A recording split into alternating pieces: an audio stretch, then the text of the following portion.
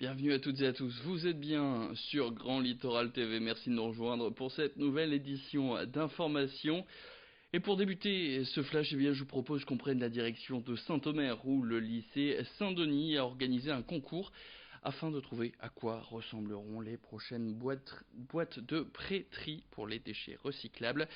44 lycéens de la section design se sont prêtés au jeu et ont conçu ces boîtes en papier carton avant d'équiper les collèges, les lycées, écoles et administrations de ces bacs qui seront fabriqués dans le pays de Saint-Omer. La communauté d'agglomération du pays de Saint-Omer qui a d'ailleurs poussé plus loin cette économie circulaire, puisque le papier qui sera récolté pourrait être utilisé par l'Union des papetiers comme matière première. Alors pour avoir une idée du cahier des charges, les 44 lycéens participant au concours ont pu visiter différentes industries de la Capso. Je vous propose d'écouter l'un d'entre eux au micro de Corentin Escaille. On est encore élève, on ne se doute pas de tout ce qu'il y a derrière, même l'ampleur. Par exemple, la Cristallerie d'Arc, c'est comme une installation assez gigantesque. Et c'est assez impressionnant la première fois. Et même le fait de découvrir des équipes derrière, des choses dont on n'imagine pas les tenants et les aboutissants qu'il y a derrière. Par exemple, les poubelles, moi je savais pas que la Cristallerie d'Arc gérait tous les cartons dans des grandes entreprises, mais aussi à une échelle plus petite. Et le fait de devoir se frotter à la réalité du travail, donc l'aspect créatif face à l'aspect pratique, c'était un choc que j'étais pas prêt à faire face au début. Mais après, ils ont été très gentils avec nous, ils ont bien aidé. Et du coup, ça s'est fait sans trop d'accro. Et je suis assez content du résultat et de l'expérience que ça m'a apporté. Et puis toujours du côté de Saint-Omer, pour évoquer maintenant l'actualité politique nationale et ce message de soutien au président de la République et qui a été envoyé par 72 maires réélus de la droite et du centre ce week-end dans une tribune publiée par le journal du dimanche. Emmanuel Macron toujours aussi bas dans les sondages d'opinion qui peut désormais compter sur de plus en plus de soutien d'élus locaux qui ne sont d'ailleurs pas forcément issus de son camp. Et parmi ces 72 personnalités, eh bien, il y a le maire de Saint-Omer, François Decoster, qui est aussi vice-président du conseil régional. Avec les 71 autres signataires, ils veulent être constructifs avec la majorité pour une Europe des solutions. François Decoster qui expliquait d'ailleurs son choix à Corentin Escaille.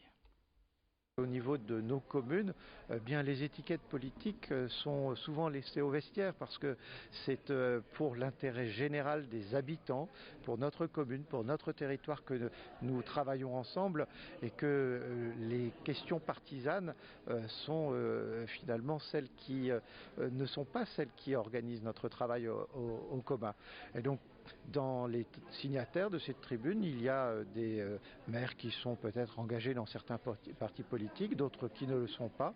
En tout cas, ce n'est pas la question qui est au centre de cette tribune. Il s'agit bien de vouloir faire en sorte que ce qui fonctionne au niveau de nos communes, c'est-à-dire ce sens de l'intérêt général, d'essayer de privilégier un collectif, eh bien, ça soit une méthode aussi que nous souhaitons appuyer au plan national. Allez, buzz internet maintenant. Damien est chauffeur-livreur dans la région et depuis 2 semaines, il rencontre une nouvelle notoriété. Et pour cause, il a été victime d'une caméra cachée qui fait donc le buzz avec près de 4 millions de personnes qui ont vu cette vidéo où on lui impose un faux stagiaire.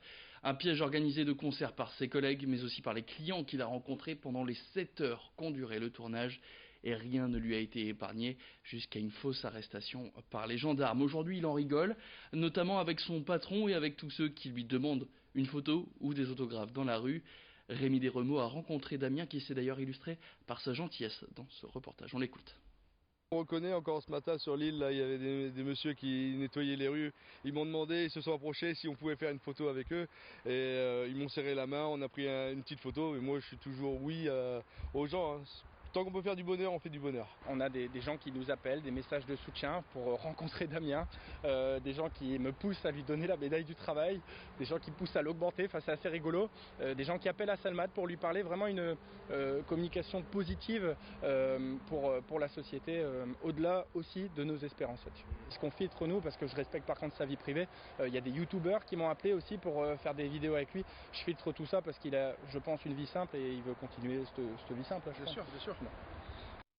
Et puis du 11 au 28 juin, la SNCF se rend à la rencontre de ses salariés au féminin à bord d'un train dédié qui desservira 7 villes. Train qui sera aussi ouvert au grand public avec des animations, un peu d'histoire ou encore des conférences. Bref, Un train qui porte le combat pour l'égalité homme-femme au sein de la marque. Aujourd'hui, les femmes représentent 20% des salariés de la SNCF et sont surtout présentes dans certains secteurs, notamment commercial et administratif.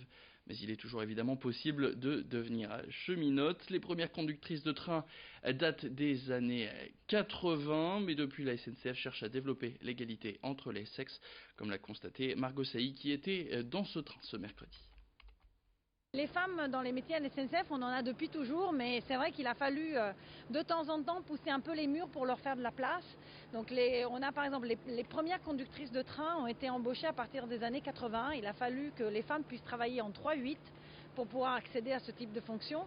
Et aujourd'hui, on a encore un grand besoin de faire entendre aux jeunes femmes que c'est un métier ouvert à tout le monde, dans lequel on s'épanouit, dans lequel on n'a pas besoin d'être tombé dans le chemin de fer enfant pour aller dans ce métier-là. Et puis on termine avec un mot de sport et de l'équitation. La France vient de remporter la Coupe des Nations à Saint-Gall, en Suisse, grâce notamment à deux nordistes, Nicolas Delmotte et Guillaume Foutrier. À ce dernier montait d'ailleurs Val d'Occo des Caps, forcément régional de l'étape comme le dit son nom, qui fait référence au site des deux Caps. Guillaume et Val d'Occo qui ont même eu un rôle primordial lors de cette finale, puisque fait rare, 3 équipes étaient à égalité à la fin des 2 manches. Alors pour les départager, il a fallu passer un barrage. Et ce sont eux qui ont été choisis par l'équipe de France et qui ont donc ramené la coupe à la maison. À Guillaume Foutrier, on l'écoute tout de suite au micro de Margot Sailly et Laure Montfort. C'est l'entraîneur et puis du coup avec nos discussions avec les coéquipiers, du coup ils m'ont choisi pour disputer le barrage. Donc pour moi c'était une première, donc c'était sympa d'avoir leur confiance et puis pour moi c'était un challenge intéressant et après ils m'ont également choisi par rapport à mon cheval qui est quand même vraiment rapide, donc du coup il avait gagné le 4 étoiles de Saint-Tropez, donc aussi pour les qualités de mon cheval et bon ça a été un bon choix. Et c'est la fin de cette édition, merci à toutes et à tous de l'avoir suivi. Tout de suite sur Grand Littoral TV, la météo.